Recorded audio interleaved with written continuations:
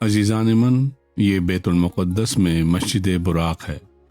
یہ وہ مقام ہے جہاں سے شب معراج سرکار دو عالم صلی اللہ علیہ وسلم اپنی سواری براق کو چھوڑ کر آسمانی سفر پر روانہ ہوئے۔ قدیم کتابوں میں براق کو یہاں باندھے جانے کا ذکر ملتا ہے۔ شاید اسی وجہ سے اس پتھریلی دیوار پر لوہے کا کڑا علامتی طور پر نصب ہے۔ دوستو، یہ ویڈیو میری اپنی بنائی ہوئی ہے۔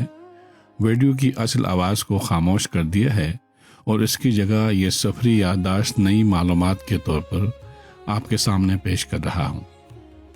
یہ مسجد الاقصی میں باب المغاربہ کے ساتھ نیچے تہخانے میں ہے۔ باب مغاربہ کے ساتھ ہی ویسٹرن وال یعنی مغربی دیوار ہے، جسے دنیا دیوار گریہ کے نام سے جانتی ہے۔ دیوار گریہ یہودیوں کا سب سے مقدس مقام ہے، جہاں دنیا بھر سے یہودی عبادت کے لیے آتے ہیں۔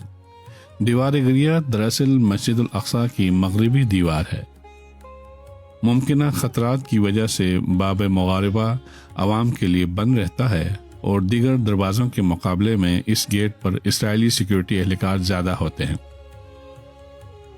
عزیزان، اس مسجد کی پتھریلی در و دیوار سے معلوم ہوتا ہے یہ پرانے زمانے میں دو بڑی چٹانوں کے درمیان کی کوئی جگہ رہی ہوگی، واللہ عالم۔ یہ مسجد مخصوص اوقات میں زائرین کے لیے کھولی جاتی ہے۔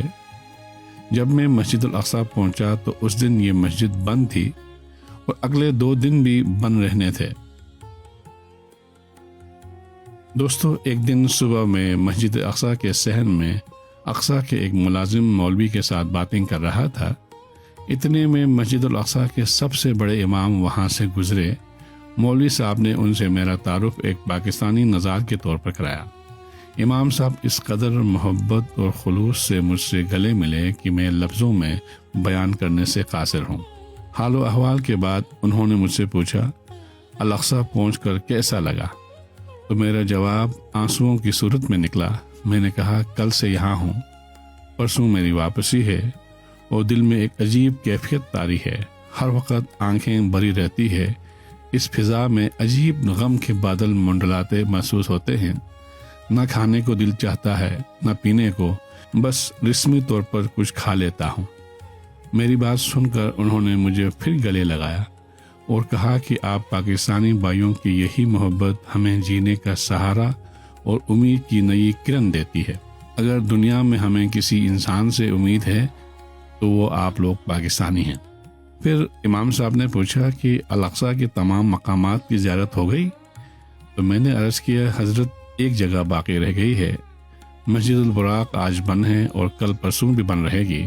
شاید میں اس کی زیارت سے محروم رہ جاؤں گا۔ یہ سن کر امام صاحب نے سامنے سیکیورٹی والے کو بلایا، وائرلیس پر ہدایت دی اور کچھ دیر بعد ایک شخص چابی لے کر آیا۔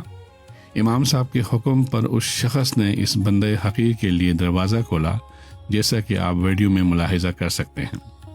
اور یوں رب کریم نے مجھ پر ایسی مہربانی فرمائی کہ اس مقام پر مجھے تقریباً 40-45 منٹ اکیلے بیٹھنے اور چند رکعات نوافل ادا کرنے کا شرف حاصل ہوا۔